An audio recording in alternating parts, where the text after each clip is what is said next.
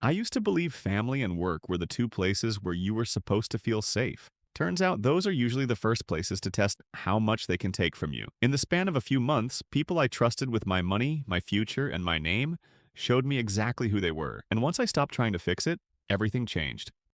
My brother Leo has always been the golden child. Last month, he announced his $50,000 dream wedding. The problem? He has $0. My parents sat me down and told me that since I'm rich and don't have kids, it's my family duty to pay for the entire thing. I told them no. Leo threw a tantrum and my parents called me a selfish monster.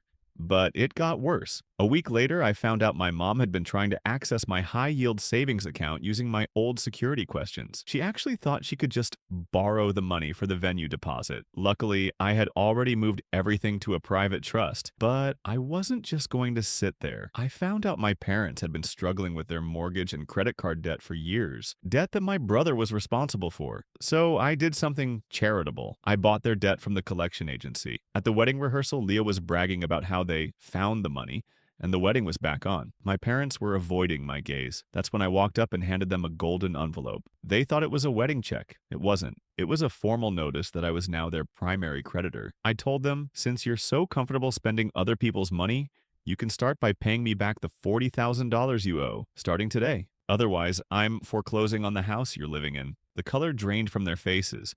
The wedding was canceled that same night because the venue deposit bounced. I had frozen the account they tried to scam. Leo tried to jump me in the parking lot, but I had a private security detail waiting. My parents had to sell their expensive cars to cover the first installment of what they owe me. I'm not a bank.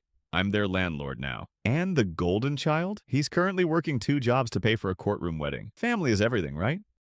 While I was stationed in Japan for work, my mother passed away. My older sister Sarah told me not to worry about the house and that she'd handle the paperwork to save me the stress. I trusted her. 2 months later, I got a notification from a real estate app. Our childhood home was listed as sold. I called Sarah and she blocked my number. When I finally reached her through our cousin, she laughed and said, "Mom wanted me to have the money because I stayed here and you left.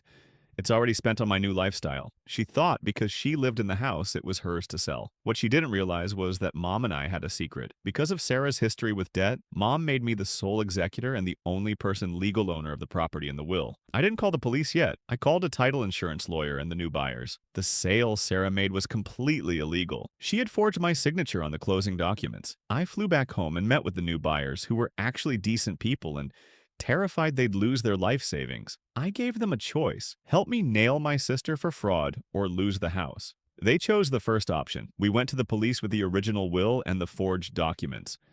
Because it was a felony-level fraud involving a house worth $500,000, the police arrested Sarah at a high-end restaurant while she was celebrating with her new friends. The sale was voided. Sarah was ordered to pay back every cent to the buyers, but since she'd already spent most of it, they put a lien on everything she owned. She's now facing 5 years in prison, and I ended up selling the house anyway. But I donated her share to the charity our mom loved. Sarah is currently calling me from jail, begging for mercy. I haven't picked up once. Working at a high-end restaurant is exhausting, but the tips usually make it worth it. At least they did until our new manager, Dave, decided that 40% of all credit card tips now belong to the office fund. He claimed it was for administrative expenses, but we all saw him pull up in a brand new leased BMW a week later. When I confronted him, he laughed in my face and told me, "If you don't like it, find another job. You're just a server. I'm the one who runs this place." What Dave didn't know was that I wasn't just a server. I was a law student. And for the last 6 months, every time he pulled me into his office to brag about his genius business moves, my phone was recording in my pocket. I had over 50 hours of him admitting to wage theft, tax evasion, and harassment. I was just waiting for the perfect moment to press send. Dave thought he was untouchable. So, on the busiest Friday of the year with a line out the door, I didn't show up for my shift. Instead, I spent my morning at the Department of Labor and sent a BCC email to the restaurant owner and the IRS. By 6 p.m., while Dave was drowning in orders and screaming at the remaining staff, 2 investigators walked through the front door. They didn't come for dinner. They seized the computer, the payroll records, and Dave's office fund ledger. Turns out he wasn't just stealing from us. He was skimming off the owner, too. The owner fired him on the spot, right in front of a full dining room. The best part? Because of the evidence I provided, Dave was ordered to pay back every cent he stole, plus liquidated damages. He had to sell the BMW just to cover the first installment of our back pay. Now, I'm the floor manager, and Dave? Last I heard, he's flipping burgers at a place that doesn't allow tips. Justice is served. My Aunt Karen took over our family bistro and immediately told me, "We don't need your complicated systems or your expensive chef." She fired the head cook and cut my pay in half. She said she could run the place better with her eyes closed. She didn't realize that the reservation system, the supplier contacts, and the secret spice blends were all on my personal laptop, and I owned the copyright to the menu.